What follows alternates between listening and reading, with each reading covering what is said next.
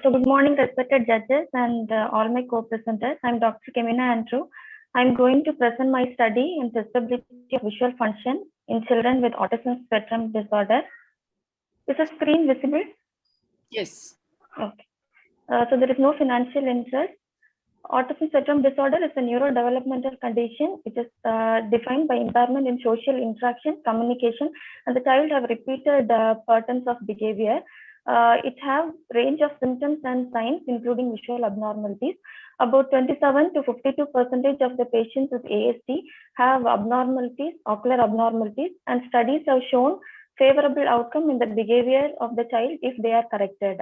Detection of these abnormalities begin with comprehensive eye examination, but often we tend to ignore the visual function assessment in these children, considering their behavioral issues. Fewer studies have proven, like with supports and modifications, we can complete the test.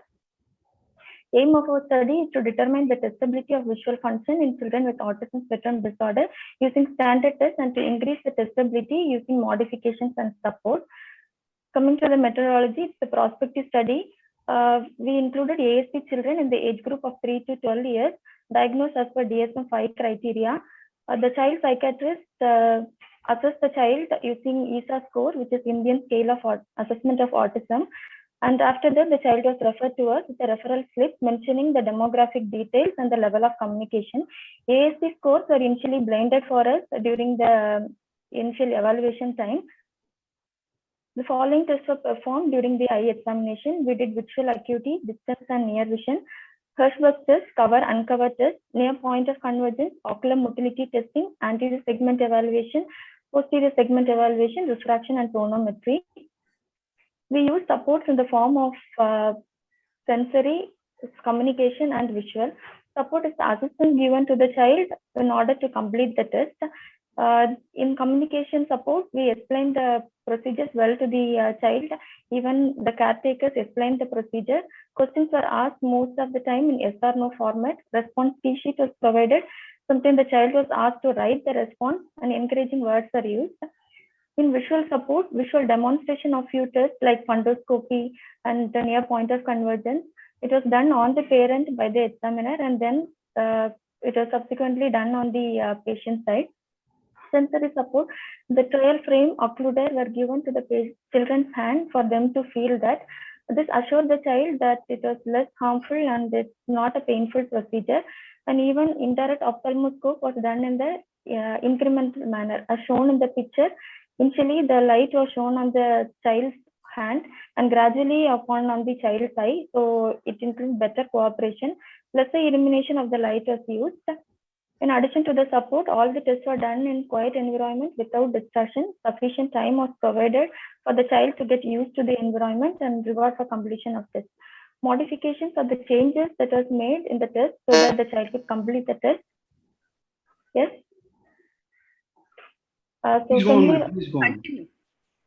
Familiar objects were used as a testing tool and green filters were used in case of indirect ophthalmoscopy.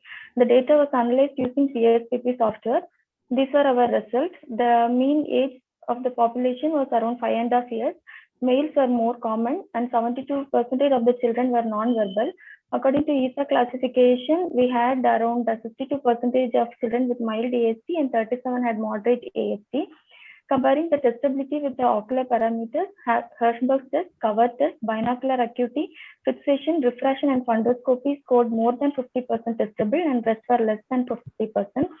Comparing the ASD score with the testability with independent sample test, there was no association between the testability and the ASD score. Comparing the testability with the level of communication using Pearson chi-square test, near vision, distant vision, fixation, saccades, and pursuits are found to have association. These are the bar charts showing distribution of testability among various methods used for distance vision assessment, and this is for near vision assessment. These are number of children testable after modification. Again, it was statistically significant for near vision and for near point of convergence. These were various distribution of supports among the test used, and again, it shows statistically significant results. These are the ocular abnormalities we found in our study when comparing with other studies. There are refractive errors, strabismus, convergence insufficiency, and abnormal persistent saccades. Concluding, the majority of the ASD children were testable with standard tests with modifications and support. Testability is mainly depend upon the level of communication and the method used for assessment. It is not based upon the ASD score. We recommend ophthalmic evaluation for all the children with ASD during the time of diagnosis, and adequate time should be provided. Multiple attempts we can attempt, and reducing the sensory stimulation helps. Limitations in our study where we didn't have a control group to compare the same test on a typically developing children.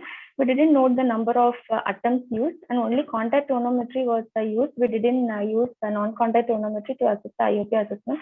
That's why our IOP assessment was testability was very less. These are my references. Thank you. Thank you, sir. Thank you. Thank you. Did you try to see how many of these strabismus which you found? Did you have anything like Mobius syndrome, any systemic no, sir. conditions like that? Did you find those? No, sir. Like Mobius? No, sir. Most of them were esotropic and exotropia only. Nothing else. These were probably infantile deviations. Infantile. Yes, sir. Yeah, and sir. Any MRI evaluation was done in these cases to see anyone having periventricular leukomalacia or any other condition like no, sir. Actually, our exclusion criteria included a child with other anomalies because it can also affect the visual function assessment, and the psychiatrist did the behavioral assessment. So in that, all other signs and symptoms are excluded, sir. Only the typical ASD children were included in our study. So no imaging was done in these cases? No, sir. Okay. They underwent behavioral assessment, also that ASD criteria based upon the Indian scale of assessment of autism. Did you feel the visual functions were more affected as compared to comparable general? Yes, ma'am. Having no autism. All the children were with autism, ma'am. Yes. And so, they have the visual functions affected. Yes. But in majority of the patient, after using that modification and little sensory support, they were more cooperative and we could easily assess. The testability was more. Okay. We did more attempts, like more 5 or 6 attempts were done. And for testing each child, it took around more than 1.5 hours, 2 hours. So many could not be even cooperative for visual acuity assessment as well, because as compared to the normal children. So yes, sir. It will take much longer effort and far more. Yes, sir. So that's why the duration was more, and we did the assessment in a quiet environment. It's in a separate building only for the children. So only 3 children were called per day, and they were given a lot of time for the adjustment. So it was the testability or more after including those considerations. And did you have anything like nystagmus or, as Dr. Shubhangi was asking, any children with optic atrophy or nystagmus, because they could be affecting vision? These children often have those kind of conditions. No, sir. Sorry to interrupt, sir. Time is up. For everyone who did fundus examination is normal and no nystagmus, sir. Okay.